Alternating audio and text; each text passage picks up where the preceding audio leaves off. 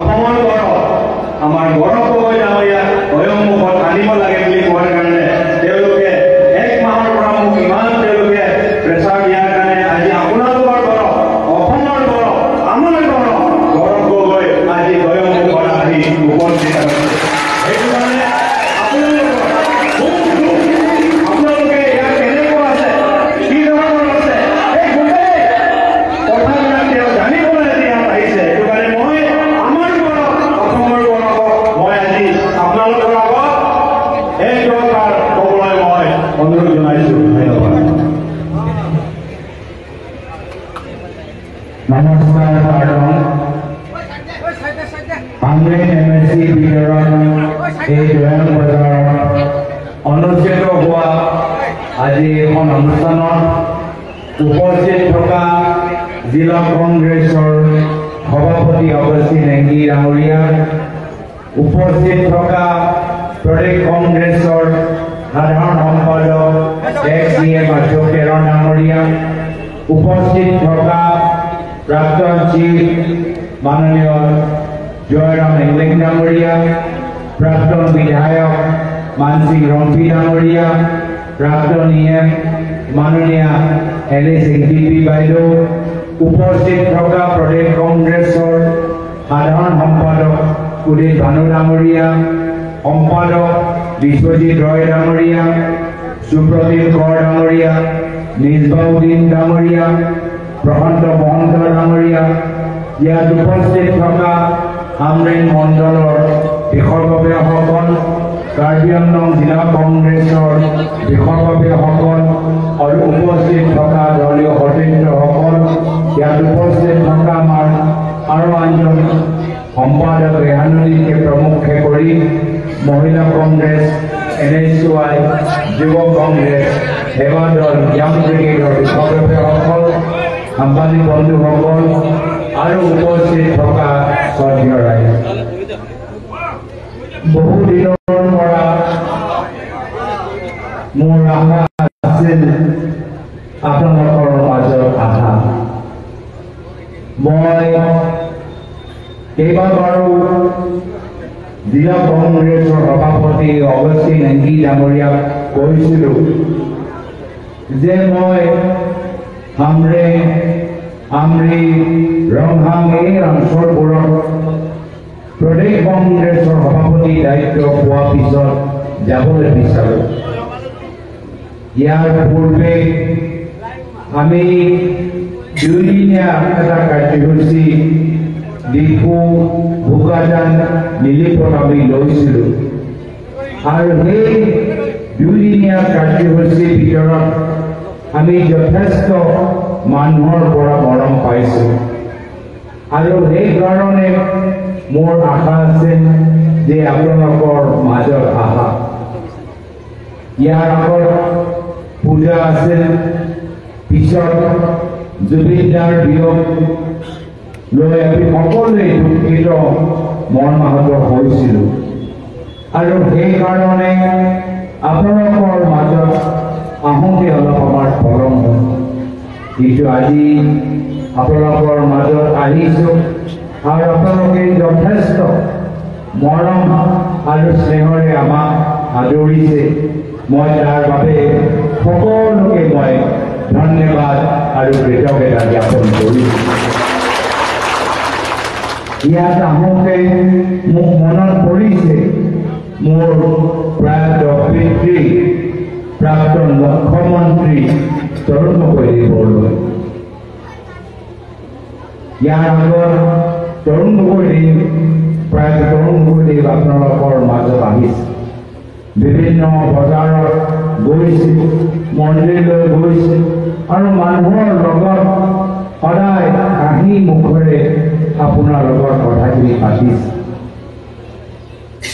আজি তেখেতৰ ৰাজনীতি আমাক প্ৰয়োজন হৈছে, তেখেতৰ আদৰ্শ আমাক প্ৰয়োজন হৈছে। তেখেতে যিদৰে সকলোকে মৰম কৰিছিল, সকলোকে সন্মান কৰিছিল, সকলোৰ মাজত একতা সৃষ্টি কৰিছিল, এনাজৰী সৃষ্টি কৰিছিল, সেই পৰিস্থিতি আজি তাৰিখত যথেষ্ট প্ৰয়োজন। আজি মানুহবোৰ শান্তিত নাই। মানুহবোৰে গম পাইছে যে আজি তাৰিখত মাত্ৰ মানুহক ধৰ্ম নামত, ভাষা নামত কেনেদৰে ভাগ ভাগ কৰা যায়, সেয়া হৈছে বৰ্তমানৰ পৰিৱেশ। কিন্তু আমি অসমীয়া মানুহবোৰ, এই অঞ্চলৰ মানুহবোৰ, আমি হিংসাৰ এটা অসমত আমি থাকিবলৈ বিচৰা নাই। আমি মৰম আৰু সন্মান আৰু শান্তিৰ এটা অসমত আমি থাকিবলৈ বিচাৰোঁ। আৰু সেইকাৰণে আমি আপোনালোকৰ মাজত আহিছোঁ শান্তিৰ আৰু সন্মানৰ বাৰ্তা লৈ। আমাৰ সকলৰ নিজৰ নিজৰ পৰম্পৰা আছে, সকলৰ নিজৰ নিজৰ নীতি নিয়ম আছে। আমি সকলোৱে নিজৰ নিজৰ ব্যক্তিগত ধৰ্ম আৰু ভাষাক আমি সন্মান কৰোঁ। কিন্তু এই অসমৰ ভিতৰত আমি বিভিন্ন ধৰ্ম, ভাষা, জাতি, জনগোষ্ঠী আমি একেলগে শান্তিত থাকিবলৈ বিচাৰোঁ।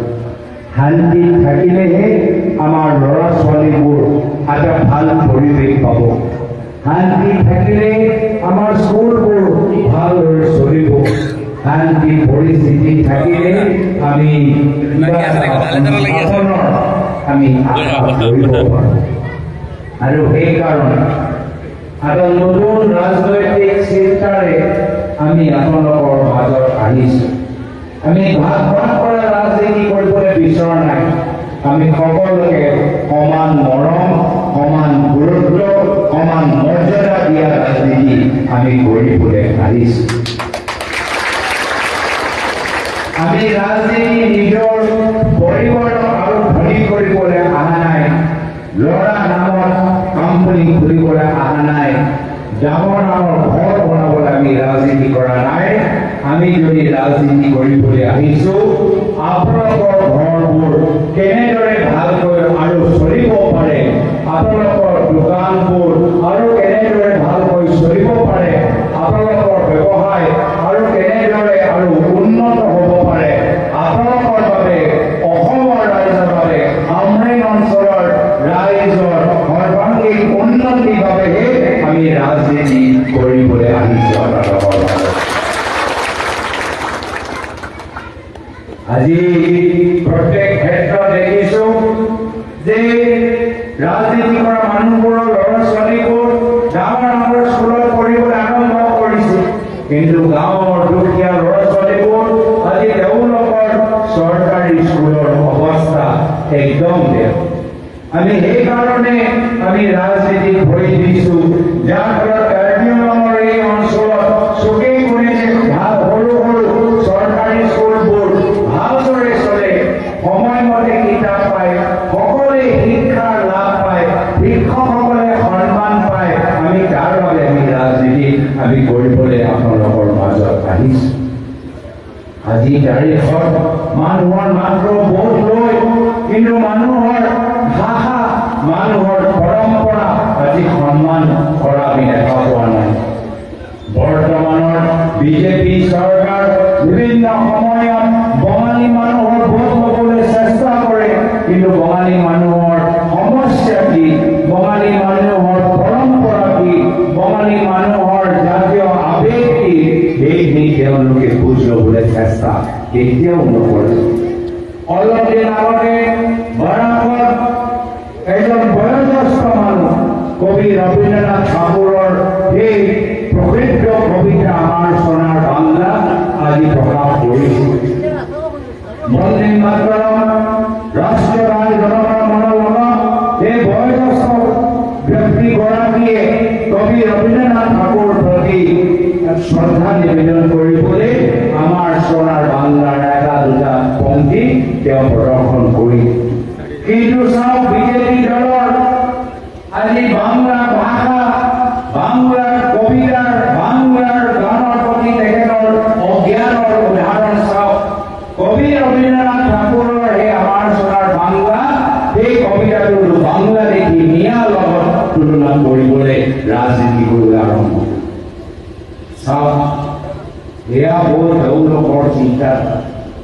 কবি ৰবীন্দ্ৰনাথ ঠাকুৰৰ কবিতাই তেওঁলোকে নাজানে।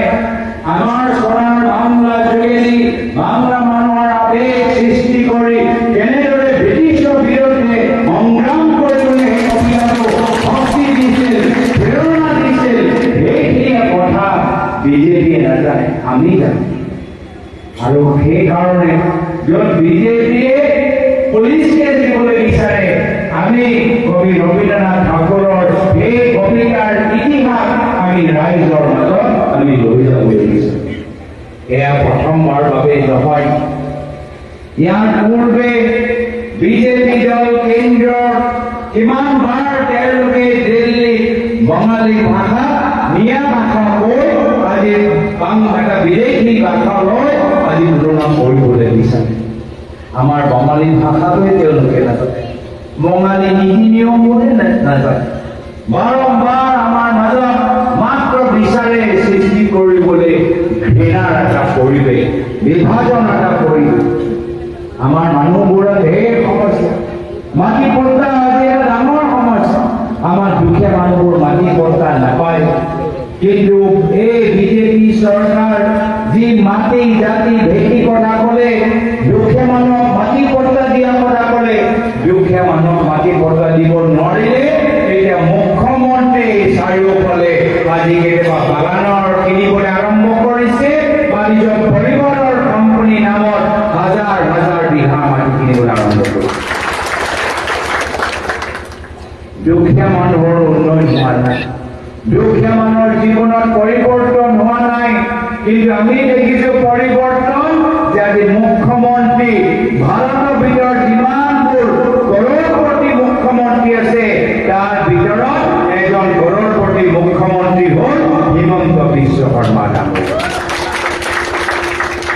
আজি কাৰ্যক্ৰম কাউন্সিলৰ ভিতৰত আমি বিচাৰিছিলো যে দুখীয়া মানুহৰ উন্নতি হ'ব লাগে, আমি দুখীয়া মানুহৰ উন্নয়ন আমি দেখা পোৱা নাই। আমি মাত্ৰ দেখা পাইছো যে আজি উন্নয়ন যদি হৈছে আপোনালোকৰ কাউন্সিলৰ চিফ তুলিৰাম ৰঙা ডাঙৰীয়াৰ হৈছে। মানুহবোৰৰ অৱস্থা নাই, গাঁৱৰ ভিতৰত স্কুল ভালকৈ চলা নাই, গাঁৱৰ ভিতৰত হস্পিটেলবোৰ ভালকৈ চলা নাই, দুখীয়া মানুহৰ দোকান ব্যৱসায় ভালকৈ চলা নাই। এই কাৰ্যক্ৰমৰ ভিতৰত মাত্ৰ এটাই পৰিয়ালৰ উন্নয়ন হৈছে, সেয়া হ'ল তুলিৰাম ৰঙাঙৰ নিজৰ ব্যক্তিগত পৰিয়ালৰ উন্নয়ন। আমি এই ধৰণৰ পৰিৱেশ আমি অসমৰ ভিতৰত নিবিচাৰোঁ, য'ত মাত্ৰ মন্ত্ৰী বিধায়ক চিফৰ পৰিয়ালৰ ব্যক্তিগত উন্নতি হওক, এনেধৰণৰ আমি অসম আমি বিচৰা নাই। সেইকাৰণে আপোনালোকৰ মাজত আহিছো। ৰাইজে আমাৰ সাহস, ৰাইজে আমাৰ প্ৰেৰণা, ৰাইজে যদি আশীৰ্বাদ দিয়ে নিশ্চয় পৰৱৰ্তী দিনত অসমৰ ভিতৰত আপোনালোকে কংগ্ৰেছৰ নেতৃত্বৰ চৰকাৰ আপোনালোকে দেখা পাব। এইবাৰ ৰাইজে কৈছে যে এইবাৰ যুঁজ এখন হ'ব, এইবাৰ যুঁজ হবে, এইবাৰ যুঁজ হবে। আমি মিলিজুলি আমি যুঁজিম আৰু আমি জিকিম। আমি এক গোট হৈ আমি যুঁজিম আৰু আমি এক গোট হৈ আমি জিকিম। যিসকলে ৰাইজক মজা দিলে আমাৰ ৰাইজে তেওঁলোকক মজা দিব, এইখিনি কথা মনত ৰাখিব। মই বিশেষ দীঘলীয়া আৰু নকৰো, আপোনালোকে আগবাঢ়ি যাওক, কাকো ভয় কৰিব নালাগে। কংগ্ৰেছ আহি আছে, আমি ভয়ৰ ৰাজনীতি শেষ কৰিম। আজি যিসকলে ভাবিছে যে মুখ্যমন্ত্ৰী